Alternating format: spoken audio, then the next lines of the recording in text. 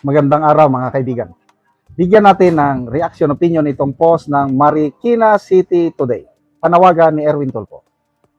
Nanawagan si Senator Erwin Tulfo sa mga miyembro ng minority bloc na dumalo sa nakatakdang caucus noong July 3, kahapon, upang mapag-usapan ang magiging hakbang ng Senado bago ang impeachment trial laban kay Vice President Sara Duterte sa Lunes, Hunyo 6.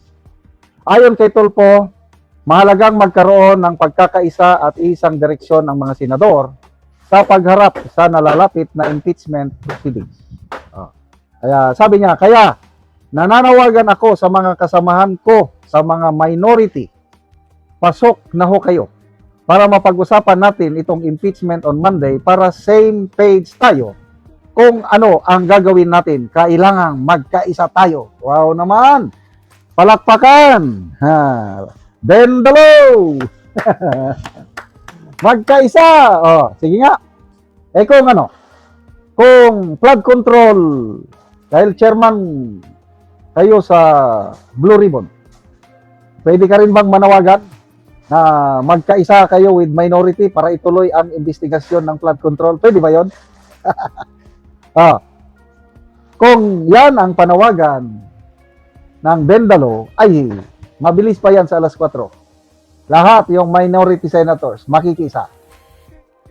Kaya lang, nagsalita na siya . Sabi niya, mag-move on na tayo. Nagsalita naman ng mga Marines na yan. Paiba-ibang sinasabi, nagsisinungaling. Nung inibita natin, hindi naman nag-attend. Hindi nag-attend. Hindi nga sila pinapasok . Hinanapan pa sila ng, anong hinanap? Yung, ano ba yun? Yung parang sticker. Kalimutan ko anong tawag. QR code pala. Ang tagal bago nakapasok. Kaya, may palusot. Ayaw talagang maimbestigahan. Bakit? Isa siya sa nasasangkot. Tapos, may audacity pa na manawagan, magkaisa na tayo. Well, in fairness, mayroon namang dalawang minority senator na nag-attend. Senator Robin Padilla and Senator Loren Legarda. At least, may representative. Siguro, napag-usapan ng minority na huwag tayong mag-attend lahat. Kailangan. I think 11 lang lahat ang nag-attend. So, nakita kong picture siyam sa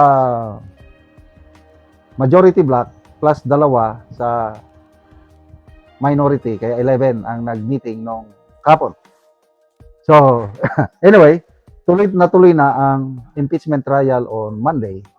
Kaya lang ito, nakakapag, I don't know dahil nag-announce na itong si Sherwin Gatchalian na baka aabutin daw ng hanggang Pebrero ang impeachment trial. Kabaliktaran sa sinasabi noon si dating SP President Soto na bilisan natin ang araw-araw ang trial. Tapusin kaagad. Bakit ngayon biglang lumalabas kung maging totoo yung hanggang Pebrero, ito na yung pinakamatagal na impeachment trial sa kasaysayan sa bansa. Kasi yung kay CG Corona, inabot lang ng 6 months. So itong kay BP Sara kung hanggang Pebrero is magiging July, August, September, October, November, December, January, February, 8 months. Anong dahilan? Bakit paabutin pa ng 8 months? Kung pakinggan natin si Sas Roganto Sasot. Sa impeachment trial, walang pag-asa na makonvict si BP Sara kasi ang numbers will dictate pabor kay BP Sara dahil meron na siyang 9 na senador na siguradong boboto ng kanyang acquittal. Itong majority block, 13 lang sila. Paano sila makakuha ng 16 votes to convict?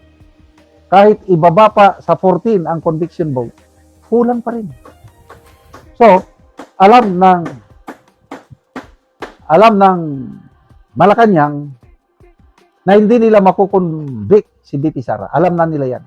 Given na yan. Kaya papatagalin ang hearing para sirain nila ng todo si BP Sara. Yan ang game plan. According to Sas Rogando Sasot, and I agree with her. Kung ano-ano na lang ang i-present na ebidensya yan, hoping na ma-convince nila ang taong bayan na masama si VP Sara. But nagkakamali sila. Dahil sa age of social media ngayon, hindi na nila makontrol ang narratives. Meron ding mga media na patas. Kasi kung yung big three, yung mainstream media, naratibo kanila talaga. Sisirain nila si VP Sara. Kailang, nandyan ang Net25.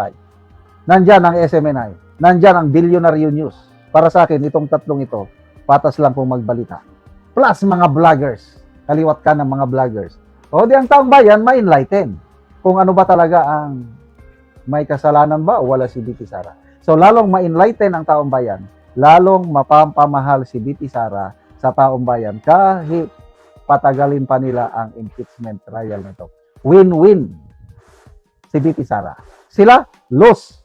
Hindi yung tambalos-los Win-win versus lose-lose. Salamat mga kaibigan sa inyong pagsubaybay sa channel nito. Nakakatulong kayo ng malaki sa tribong Kalambig ng Kinon dahil ang sweldo natin sa channel nito is pantulong po sa tribo. Mamimigay tayo ng libreng yero at pako para makapagpatayo sila ng mas maayos na tirahan. Panoorin nyo ang video na ito. Naan ako sa balay ni Saira Nalia nga taga Purok Dos Masimag Tagbag Talakag Bukidnon. So mao na ni ang itsura sa iyang balay. So mao na ni siya ang natabangan og gyero. So mao na ni ang kadako sa buslot sa iyang balay. Akita gyud nato nga tungod kay gaulanan na kuan na gyud ang ilang balay. Nagabuk na ang mga haligi. So mao na ni ang ilang kahimtang. So mao na ni siya ang natagaan o gero nga napulo kadi 8 nga yero. So mag-atok na ni sila karon. So mao na ni ang gihatag nga yero. So mao na ni ang gawas itsura sa gawas nga bahin sa iyang balay.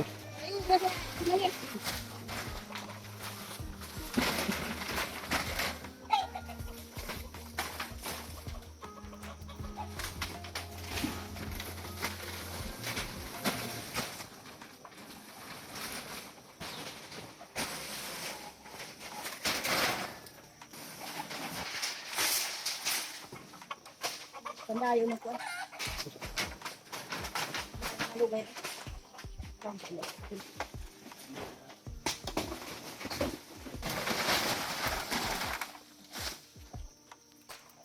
Hanggang po mag-ab. Eh, nag-tuig, 20. Kung kasi kira-kira lang. Manang, ka-aksir mo. Hindi kumakain. Wala no.